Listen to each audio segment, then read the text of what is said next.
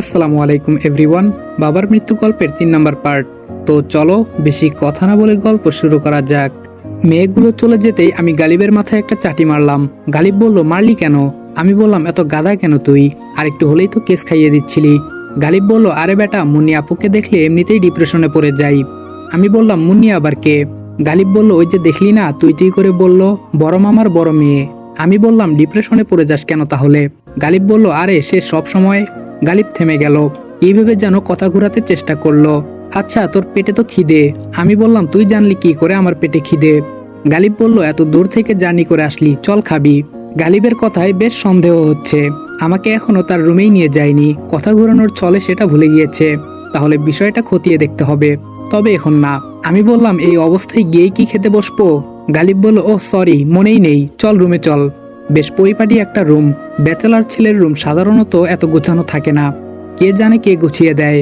আমি গালিবকে বললাম, careful man, তুই যেরকম করছিস সবকিছু তো শেষ করে দিবি। গালিব বলল, ওকে, নো প্রবলেম। আমি বললাম, পেটে সত্যি খিদে লাগছে। গালিব বলল, ওইদিকে বাথরুম, ফ্রেশ হয়ে আয়। গালিবের সাথে গিয়ে খাবার টেবিলে বসলাম। এত বড় খাবার টেবিল অতীতে কখনো কোনো পরিবারে দেখিনি। সাধারণত যৌথ পরিবারগুলোতে দেখা যায় এরকম টেবিল, তবে এত বড় টেবিল দেখিনি। কমপক্ষে 30 জন মানুষ একসাথে বসে খেতে পারবে। আমাকে আর গালিবকে টেবিলের তুলনায় অতি ক্ষুদ্র দেখাচ্ছে। মনে হচ্ছে সূর্যের তুলনায় পৃথিবী। গালিব বলল, তুই 1 মিনিট বস, আমি জেঠিমাকে বলছি খাবার দিতে। আমি বললাম, ওকে, যা। আমি পকেট থেকে মোবাইল বের করে একটু এদিক সেদিক ঘাটাঘাটি করছি। হঠাৎ লক্ষ্য করলাম আমার সামনে তড়িঘড়ি করে একটা মধ্যবয়সী মহিলা এসে বসলো। মাথার চুল আধো ঢাকা। একটু ভালো করে লক্ষ্য করে দেখলাম মিস মারজান বেগম, আমার আম্মু আর কি। সন্তান পিতামাতা থেকে আর যতই দূরে থাকুক, তাদের চিনতে কখনো ভুল করে না। ফোনে কার সাথে যেন কথা বলছে। হঠাৎ করে তিনি ডেকে উঠলেন, এই নীলিমা। ওনার পেছন ঘর থেকে উত্তর আসলো, জি খালা। তিনি বললেন, প্রচুর খিদা লেগে আছে। নীলিমা নামের মেয়েটা বলল, 1 মিনিট, ওটা বোধ হয় রান্নাঘর। আমি আর চোখে মিসেস মারজানা বেগমকে লক্ষ্য করছি। ওরে বাবা, উনি এত ব্যস্ত, অপরিচিত একজন বিপরীত পাশে বসে আছে সেটা দেখার সময় নেই। এক সময় গালিব এসে আমার পাশে বসলো। গালিব বলল, 1 মিনিটের ভিতরে খাবার আসতেছে। আমি কিছু বললাম না। হঠাৎ আম্মু ফোন রেখে গালিবকে বলছে, কোথায় থাকিস তুই? সন্ধ্যাবেলা খুঁজলাম, পেলাম না তো। গালিব বলল, একটা জায়গায় গিয়েছিলাম। আম্মু বলল, এটা কে? গালিব বলল, আমার বন্ধু, ক্লাস ডেকোরেশনের লোক। আম্মু বলল, তোরা আবার ওই ক্লাসের বন্ধুও আছে? গালিব আমার মুখের দিকে তাকাচ্ছে। আমার চোখ একদম লাল হয়ে যাচ্ছে। নিজেকে কোনো রকমে কন্ট্রোল করলাম। না, এটা কোনো সাধারণ মহিলা না। আম্মু বলল, যাই হোক, নিয়ে এসেছিস কি করার, ভবিষ্যতে সাবধান, এটা ভদ্রলোকের বাড়ি। আমি 2 হাত বুকে গুটিয়ে এক দৃষ্টিতে তাকিয়ে আছি। একটা মানুষ এত নিম্নমনের হয় কিভাবে? বুঝেছি, পাপের নদী পানিতে টইটুম্পুর হয়েছে। আঙ্গুলের ইশারায় সেই পাপের নদীতে যদি না চুবিয়েছি, আমার নামও মেঘনা।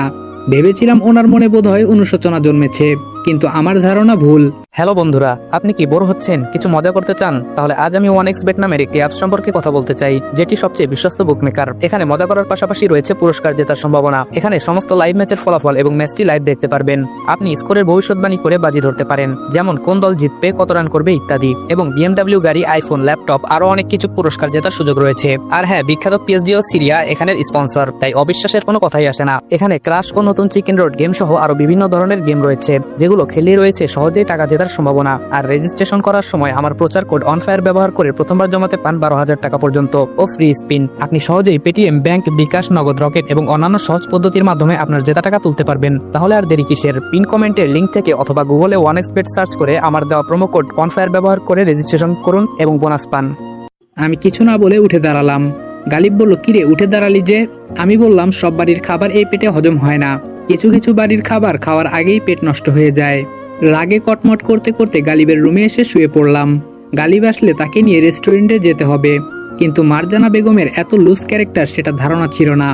যখন আব্বুর সামনে সমানে তর্ক নিয়ে কথা বলতো তখন তো বুঝতাম না, তাহলে আব্বুর কোনো দোষ ছিল না? এইমাত্র বুঝলাম গন্ডগোলটা কোথায়। একটু পর গালিব আসলো। চলে আসলি যে? আমি বললাম, তোর কি মনে হয় আমি রাস্তার ছেলে? গালিব বলল, আরে দূর, ফুপির কথাই কিছু মনে করিস না, উনি আগে এমন ছিল না। আমি বললাম, দেখ গালিব, মারজানা বেগমকে আমি ছোট থেকেই চিনি।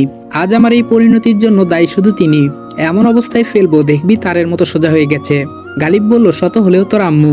আমি বললাম, নেক্সট টাইম আর এই শব্দটা মুখে না নিলে খুশি হব। এখন চল কোনো রেস্টুরেন্টে যাই। গালিব বলল, কেন? আমি বললাম, না খেয়ে থাকবো নাকি? গালিব বলল, আচ্ছা চল। রুম থেকে বের হলাম। একটু দূরে যেতে প্রথমে সেই মেয়েটার সামনে পড়লো। গালিবকে হাতের ইশারায় কি যেন বলছে। এবার একটু থমকে দাঁড়ালাম। মেয়েটা বোধহয় বোবা। গালিব আমার দিকে বারবার তাকাচ্ছে কেন সঠিক বুঝতে পারলাম না। মেয়েটা বিষণ্ণ মনে চলে গেল। আমি এবার গালিবকে বললাম, কে এটা? গালিব বলল, তরি। মুহূর্তের মাঝে পুরো শরীরে শিহরণ বয়ে গেল। এটা তরি ছিল। নিজের অজান্তেই চোখ দুটো অশ্রুতে ভরে গেল। কোনো রকম নিজেকে শান্ত করলাম, করুণ কণ্ঠে বললাম, তরি বোবা? গালিব বলল, জন্মগত, তুই জানিস না? আমি বললাম, আরে না, যে সময় আব্বু আম্মুর বিচ্ছেদ হয় তখন তরি 4 মাসের শিশু ছিল। গালিব বলল, বলিস কি? এত ছোট বাচ্চা কোলে থাকতে তাদের কিভাবে বিচ্ছেদ হলো? আমি বললাম, ওরা মানুষের কাতারে পড়ে নাকি? একটু আগে কি বললো দেখলি না? গালিব বলল, অবশ্য ঠিক ধরেছিস, ফুপির ব্যবহার একটু উগ্র টাইপের। তবে আমি বললাম, এই চরিত্রে তবে বলে কোনো শব্দ নেই, আমি ওনাকে আগে থেকেই চিনি। হাঁটতে হাঁটতে বাড়ির বাহিরে চলে আসলাম। গালিব গাড়ি বের করতে গিয়েছে। গেটের সামনে দাঁড়িয়ে আছি। হঠাৎ লক্ষ্য করলাম একটু দূরে মুন্নি নামের মেয়েটা 4-5টা ছেলের সাথে কি যেন পরামর্শ করছে। মুন্নির চেহারায় হতাশা আর ব্যস্ততার ছাপ, তবে কথা বলার ভঙ্গিমা বেশ সন্দেহজনক। আমি গেটের ভিতরে ঢুকে দেওয়ালের এই পাশ দিয়ে গেলাম। পকেট থেকে মোবাইল বের করে এমন একটা ভাব ধরলাম, দূর থেকে কেউ দেখলে মনে করবে মোবাইল টিপছি। আমার উদ্দেশ্য দেওয়ালের বিপরীত পাশের কথাবার্তা শোনা, আর 2 কদম এগিয়ে তাদের কথাবার্তা স্পষ্ট শুনতে পেলাম। মুন্নি বলছে, কি বলেছি মনে আছে তো? ওর পরিচয় জানার সাথে সাথে যেভাবে পারিস খতম করে দিবি, আর বাকি 50,000 কাজ শেষে পাবি।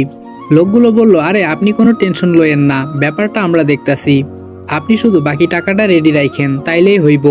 মুন্নি বলল, আই এম শিওর সে এখানে আসবে, আমার কাছে খবর আছে সে বাংলাদেশে এসেছে। লোকগুলো বলল, কইলাম তো, ও যদি এখানে নাও আসে, ওরে যেখানে পামু পরিচয় জানার সাথে সাথে খেল খতম কইটা দিমু। মুন্নি বলল, ভেরি গুড। গালিব ফোন দিচ্ছে বারবার, মনে হয় আমাকে না দেখে চিন্তায় পড়ে গেছে। আমি আস্তে আস্তে সেখান থেকে সরে আসলাম। গালিবের সাথে গাড়িতে বসে আছি। আমি পুরো স্তব্ধ হয়ে আছি। মার্ডারের প্ল্যানটা যে আমাকে নিয়ে হচ্ছে তার 70% শিওর। মনে হচ্ছে ফেক পরিচয়টাই ছিল আমার সব থেকে বুদ্ধিমানের কাজ। একটু আগে মারজানা বেগমের অহংকারী রূপটা দেখলাম, তখন যদি তার ছেলে পরিচয় দিতাম তাহলে ঠিকই মেঘ বলে বিষয়টাকে অন্য পর্যায়ে নিয়ে যেত। এমন একটা ভাব ধরতো মনে হতো আমার অপেক্ষায় ছিল, আমার জন্য কেঁদে কেঁদে চোখের কোনায় কালো দাগ পরিয়েছে। ফেক পরিচয় দেওয়াতে বুঝতে পারলাম তিনি কোন অবস্থায় আছে। আর তখন যদি মুন্নির সামনে মিরাজ পরিচয়টা না দিয়ে মেঘ বলতো, তাহলে এতক্ষণে আমার ডেড বডি আশেপাশে কোথাও পড়ে থাকতো। এখন আমাকে প্ল্যান বি হিসেবে কাজ করতে হবে, নকল মেঘ উপস্থিত করতে হবে, আর সেটা কাল সকালে সারপ্রাইজ হিসেবে থাকবে পুরো বাড়ির সবার সামনে। মারজানা বেগমের জীবন থেকে নিদ্রা শব্দটা মুছে দিতে হবে। গালিবের কথায় ধ্যান ভাঙলো। গালিব বলল, ফুপির ব্যবহারে মন খারাপ? আমি বললাম, সেটা অল্প অল্প। গালিব বলল, মন খারাপ করিস না, সব ঠিক হয়ে যাবে। আমি বললাম, শুন গালিব, আমার কাছে মনে হয় মা চরিত্রটা স্রষ্টার শ্রেষ্ঠ সৃষ্টি। মা বাস্তবে যত খারাপ হোক, সন্তানকে কখনো বুঝতে দেয় না সে খারাপ। পৃথিবীর সব সন্তানের কাছে তার মাই হলো পৃথিবীর শ্রেষ্ঠতম আদর্শ, কেননা সে তার মায়ের গোপনে করা অন্যায়গুলো দেখে না। তার মায়ের মাঝে অহংকার ভাব, হিংসা ভাব থাকলেও সে কিছুই দেখে না। তার কাছে মনে হয় তার মাই পৃথিবীর শ্রেষ্ঠ আদর্শবান মানুষ। কিন্তু আমি এমন একটা অবাগা যে নিজের মায়ের খারাপ রূপ দিনের পর দিন দেখেই যাচ্ছি। কোথায় এর শেষ কে জানে? কোনোদিন কি দেখতে পাবো মায়ের ভালো রূপ? স্রষ্টার কাছে প্রার্থনা করি পৃথিবীর কোনো সন্তানই যেন মায়ের মমতা মাখা রূপ ছাড়া অন্য কোনো রূপ না দেখে। যতই ঘৃণা করি, এর থেকে কষ্টের বিষয় মনে হয় আর কিছুই নেই। কে জানে তরিকে কিভাবে বড় করেছে, বিয়েটা তরির ইচ্ছে মতো দিচ্ছে কিনা। আমি তো আমার কষ্টগুলো তোকে মুখ ফুটে বলতে পারি, কিন্তু তরি কিভাবে সহ্য করে সে তো চাইলেও মুখ ফুটে বলতে পারে না। গালিব বলল, তরি ভালো আছে, তুই অযথা চিন্তা করিস না। আচ্ছা, তুই কোনো এক সময় বলেছিলি আনাসকে উপস্থিত করাতে পারিস মেঘ সাজিয়ে, সেই প্ল্যানটা কি করবি? আমি বললাম, কাল সকালে আসবে, তবে তার আগে আজকে রাতেই কিছু কাজ করতে হবে। গালিব বলল, আবার কি কাজ? আমি বললাম, মার্কেটে চল, দেখতে পাবি। রেস্টুরেন্টে বসে আছি আমি আর গালিব। আমার দৃষ্টি শুধু এদিক সেদিক, দেখছি কেউ ফলো করছে কিনা, কিন্তু আশেপাশে তেমন সন্দেহভাজন কাউকে দেখলাম না। গালিবকে কিছু বলা দরকার, ওর থেকে মুন্নির জীবন বৃত্তান্ত জানা প্রয়োজন। আমার ধারণা গালিব মুন্নির সম্পর্কে অনেক কিছু জানে। আমি গালিবকে বললাম, মুন্নি মেয়েটা কেমন রে? গালিব মুন্নি নামটা শুনতেই বিষম খেয়ে উঠলো। আমি পানি এগিয়ে দিলাম, পানি খেয়ে একটু পর শান্ত হলো। গালিব বলল, হঠাৎ মুন্নি আপু সম্পর্কে জানতে চাইছিস কেন? আমি বললাম, না মানে এমনি। গালিব বলল, ভালো। আমি বললাম, তাহলে যে বললি তাকে দেখলে ডিপ্রেশনে পড়ে যাই, কেন ডিপ্রেশনে পড়িস? গালিব বলল, তুই সেই কথা ধরে এখনো বসে আছিস, বাদ দে তো। আমি বললাম, তুই যদি এখনো আমার থেকে কিছু লুকানোর চেষ্টা করিস তাহলে কিন্তু ভবিষ্যতে বেশ সমস্যা হবে। গালিব বলল, না তেমন কিছু না, সে একটু বদ টাইপের আর কি। আমি বললাম, শুধু একটু? গালিব বলল, আমার কাছে একটু মনে হচ্ছে। আমি বললাম, তুই কি জানিস আনাস আসার সাথে সাথে সে বিপদে পড়বে? গালিব বলল, হতে পারে। আমি বললাম, তোর এসব ঢং ভালো লাগছে না। আমার কি মনে হচ্ছে জানিস? গালিব বলল, কি মনে হচ্ছে তোর? আমি বললাম তুই কোনো দিক দিয়ে মুন্নির কাছে আটকা পড়ে আছিস। গালিব একটু নড়ে চড়ে বসলো। আরে ধুর, আমি মুন্নির কাছে ধরা থাকবো কেন? আমি বললাম সেটা তুই ভালো জানিস, পরে যদি শুনি কিছু তাহলে তোর খবর আছে। গালিব বলল তখন দেখা যাবে।